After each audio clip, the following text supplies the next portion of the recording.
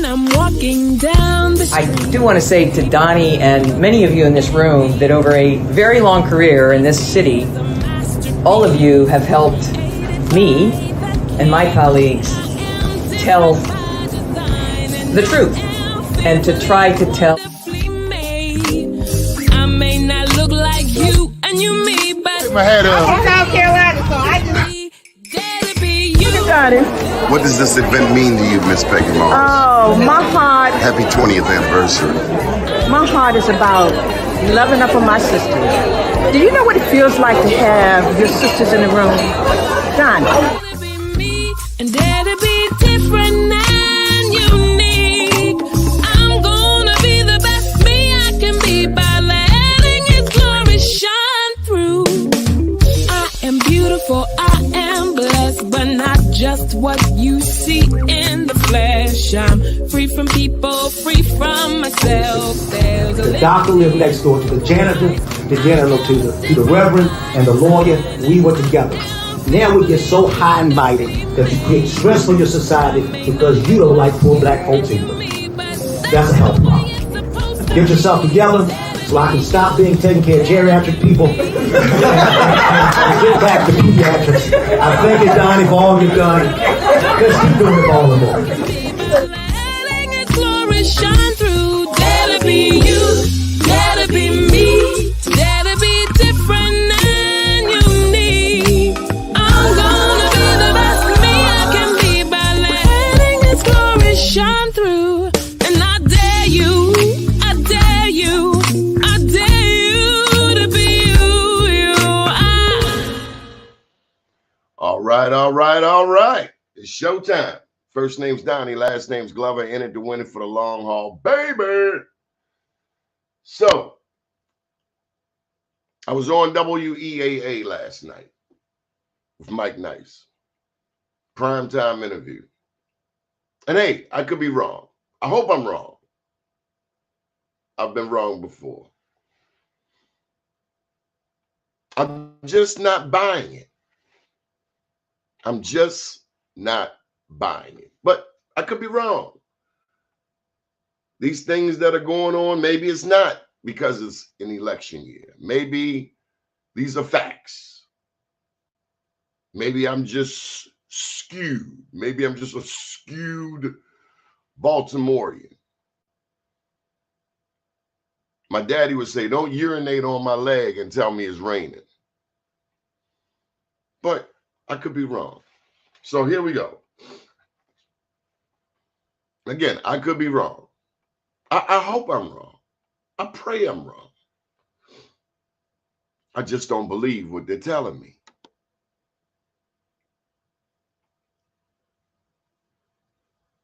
This is a commentary written November 12th by Lawrence Brown. Now, Lawrence Brown, for those who don't know, is a research scientist in the Center for Urban Health Equity at Morgan State University. In 2021, he authored The Black Butterfly, The Harmful Politics of Race and Space in America. He's also the creator of Urban Cipher, a learning board game. Now, he wrote this op-ed piece for the Baltimore Banner. Baltimore has been flattening the curve on murders. I just don't buy it. I just don't buy it. Anyway, and this is no slight to the people who have been charged with running these various nonprofits, these various agencies. This is no slight on them. I'm sure their intentions have been good. And hey, maybe their efforts have actually worked. I just don't see it. He writes this op-ed, essentially, I'll hit you with the first paragraph.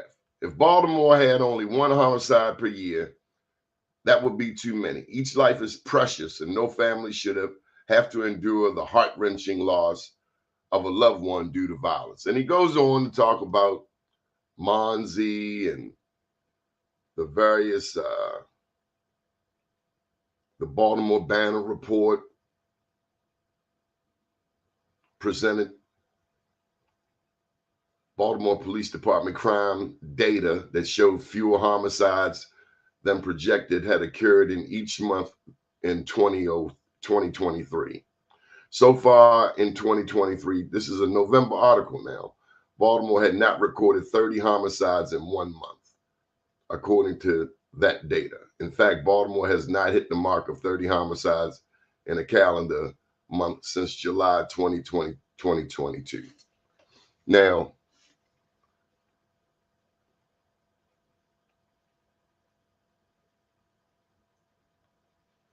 (2011) there were 196 homicides. 2012, 218. 2013, 233. 2014, 211. Now, from 2015 all the way through to 2022, there were over 300 murders. In 2020, so let me give you 2020. 2020, there were 335. 2021, 337. 2022, 333. Last year, 262.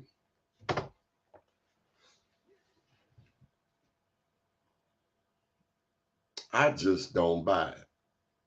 I don't buy it because police stayed in their cars.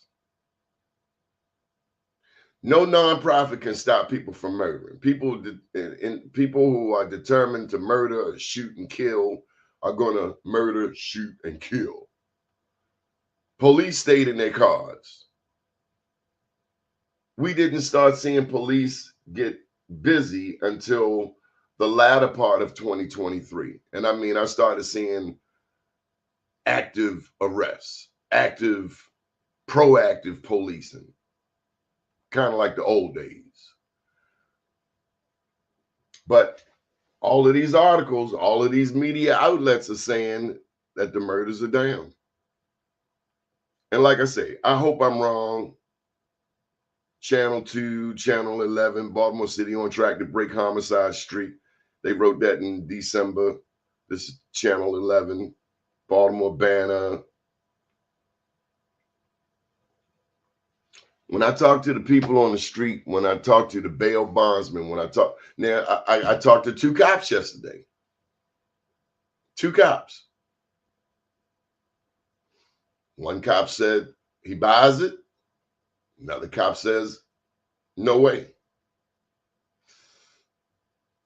What makes me most apprehensive is that next year, this year in May, 5 months from now, there's an election. I don't trust anything that comes out of Baltimore. I don't trust the Baltimore City Board of Elections. I don't trust the coroner's office, same coroner's office that said that Robert Lee Clay committed suicide. I don't trust them. They lie. Police lie. The Board of Elections lie. The politicians damn sure lie and steal. I'm not saying all of them. But the reputation ain't all that sweet. It's not all that noted, not all that impeccable. So that's just my take on it. I'd love to get your thoughts. It's an important topic. You know, where we're going from here, what people believe with a new, with a mayor's race coming up. You have the current mayor, Brandon Scott. You have Sheila Dixon. You got the white lady out of Fells Point. You got Tharu Vignarajah about to jump in the race. Who do you like? What do you believe? Are you buying it that the murder rate has gone down? I tell you what's not gone down, and that's the carjackings, the shootings. I just don't buy it that the city's actually been proactive, because the things that we need them to be proactive on that they can do, they're not. The city got $641 million, $500 million from the ARPA money, American Rescue money. Figured that would be enough to, get some stuff going, get some stuff popping. I don't know. Maybe I've just become jaded, lived in Baltimore too long. Maybe it's time to move. Maybe it's time to move. Maybe it's time to move. You think it's time to move? Maybe I've just been involved in politics too long. Seen these politicians come and go. I've seen them not give us their best. What are your thoughts? Who do you like for mayor? We got the mayor coming up February 15th, 16th, and 17th at the Baltimore Convention Center. This is Dr. Tyrone Taborn. Massive effort to close the digital divide, finally bringing it back to Baltimore. And this will come on the heels of the CIAA. So this will be the third year of the CIAA. Then you got Bayer following it. This will bring a lot of tourists, a lot of visitors to our city, will bring millions and millions of dollars. I don't know. What are your thoughts? I'll tell you something else I've been following. This whole thing in the Gaza Strip, 21,800 people have been killed in Palestine. 21,800 people. And where the U.S. has been Israel's #1 supporter, I was listening to a documentary this morning where it says that Israel feels like it owns America. Who makes the determination of murder make a difference in numbers? Who controls that number?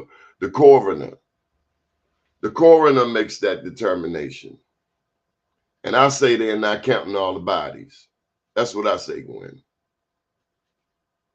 I could be wrong. I hope I'm wrong. I hope murders are going down. But the vibe I get off these streets and the people I talk to, people very familiar with the streets, bail bondsmen, gangsters, retired police officers.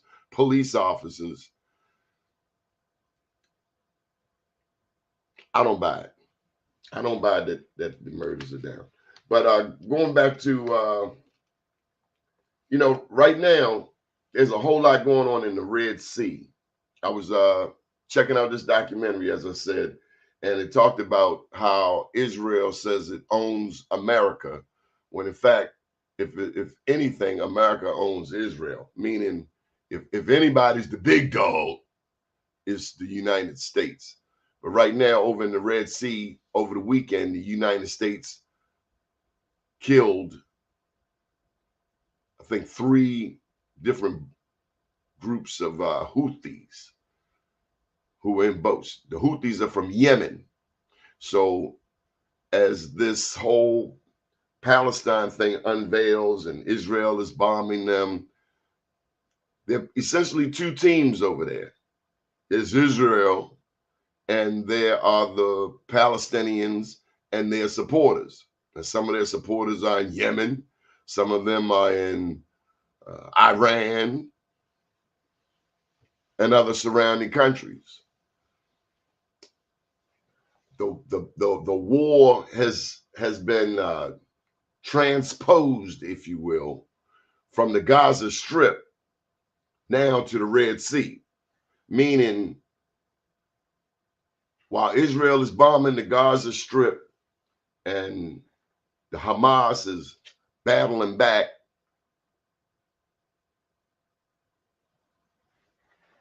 when it comes to the ships that are traveling through the Suez Canal.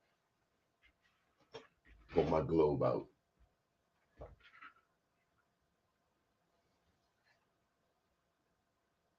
A lot of these ships have oil and supplies, and instead of being able to go through the Suez Canal, supporters of the Palestinian movement are banging everything that come through there. So Western ships have to go now around Africa to avoid supporters of Palestine who they're not in Palestine. They're on these ships. They're out in the water. You've heard of the pirates, if that's the word you want to use. Other people call them freedom fighters. But they're freedom fighters who support Palestine, who are tearing up everything that comes through the Gulf of Aden, and the Arabian Sea, the Red Sea. Over the weekend, like I said, the U.S. shot down 3 different boats, if I'm not mistaken, of Houthis who were going after this large vessel, European vessel. And all of that to say, this war is just getting started. We hope that it tails down. We hope that,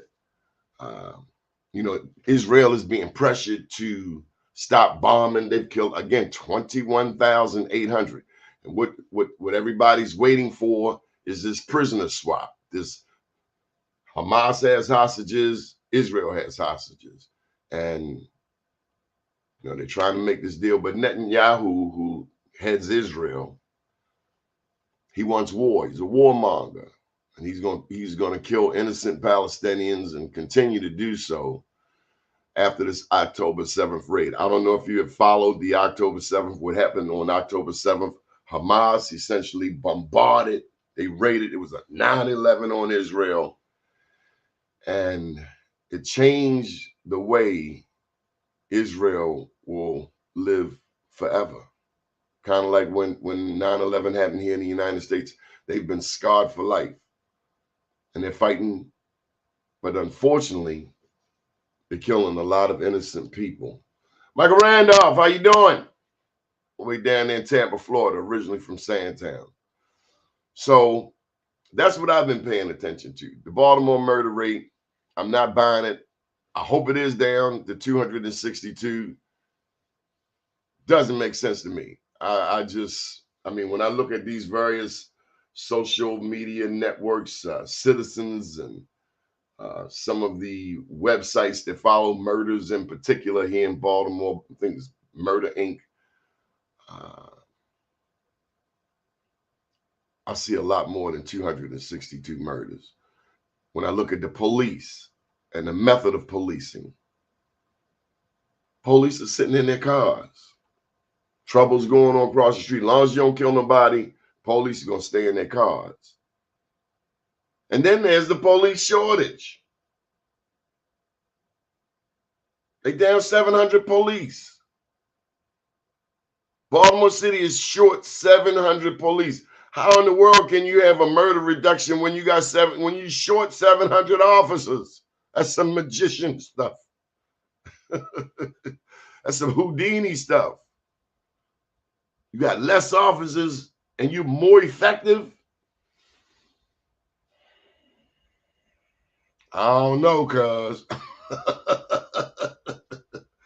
But all of these media outlets are saying so, and hey, I hope I'm wrong.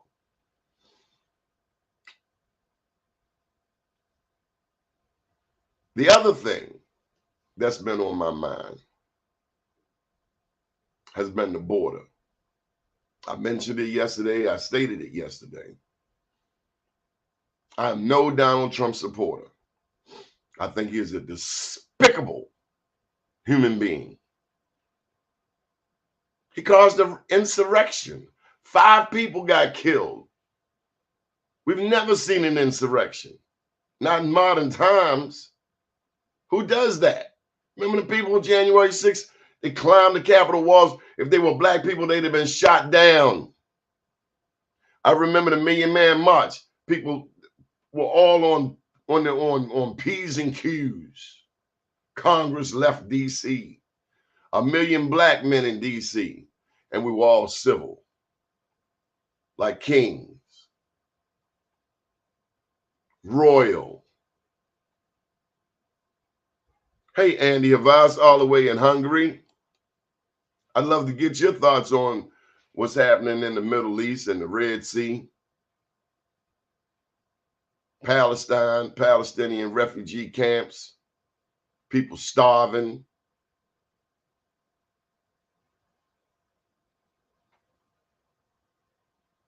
And I watched this one clip about Israel, about the raid, and you know, they showed what was happening over in Palestine. People hungry, struggling.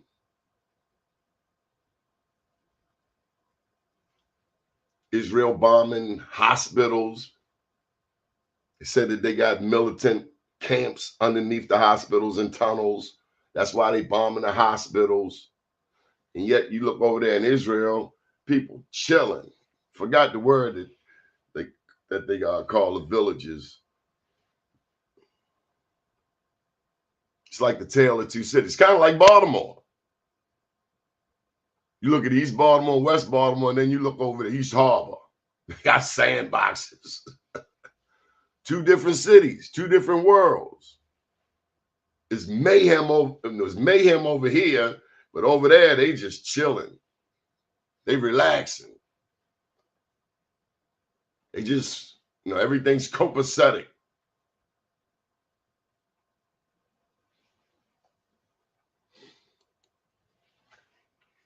After 9/11, Obama targeted who was in charge, who directed that attack.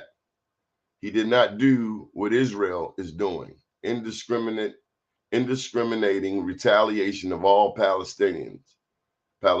Seems like the word genocide should be used. It is genocide. It is genocide.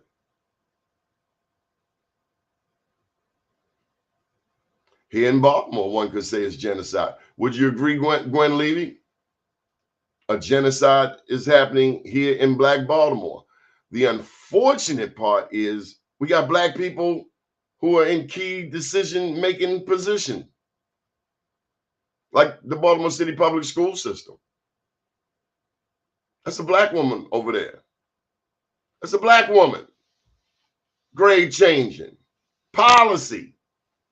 That kid failed. You're not doing him any justice pushing him along. He got a 40. They say give him a 50 or a 60. $16,000 per pupil expenditure here in the city of Baltimore, Baltimore City Public Schools. We can do better than this.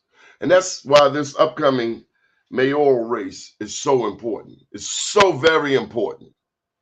And we're not going to let up. We're not going to let up bringing attention to the issues that disaffect our community. Again, if Baltimore was majority white, Baltimore City public school system would have been dismantled, thrown in the inner harbor. It's unacceptable that we're producing students who cannot read, who cannot count. It's a school to prison pipeline. America has 25% of the world's inmates. This country alone has 25% of the world's inmates. Incarcerated persons. The United States. Black people are 13% of the population. Black men alone are 40% of the prison population. Black women are the fastest growing prison demographic. And so it's a genocide happening in the Black community. And then you look at the immigration thing. That's the third issue I wanted to talk about. Talked about it yesterday. I'm going to talk about it again today. What Marsha Jews say, tell them again, and tell them what you said, and tell them again. Keep telling them. The border. Thousands and thousands of people from Central America, South America are coming across the border. And the point I was making about Trump is he's an insurrectionist. He's a traitor. Yet there's a part of America that loves him. He's leading the Republican Party in the race for president. But was he right about the border? What we going to do? You know, what Eric Adams saying, you got to let us know before you come to New York City. You got to let us know you're coming. You can't just pop up here. The governor of Texas is sending people to these various sanctuary cities. And it's really, really causing problems. Where are these people going to go? Where are they going to work? Are they going to take your job? You're already dealing with digital innovation. The checkout, you know, you go to the supermarket, you can check out your own food now, getting rid of cashier jobs. I mean, everything is becoming more and more digital and technologically involved. But now you got all of these, you got thousands and thousands of immigrants coming to American cities every day. Was Donald John Trump right about the border? Is Biden wrong? Will Biden get reelected? Will Kamala step up? Will somebody else step up? Nikki Haley. Let me tell you something. I was a Nikki Haley fan. What Luther say, don't let one mistake keep us apart. Nikki Haley failed to answer the question about slavery being the reason for the Civil War. Nikki Haley, what you doing, Nikki? Nikki, how could you miss that? A swing and a miss.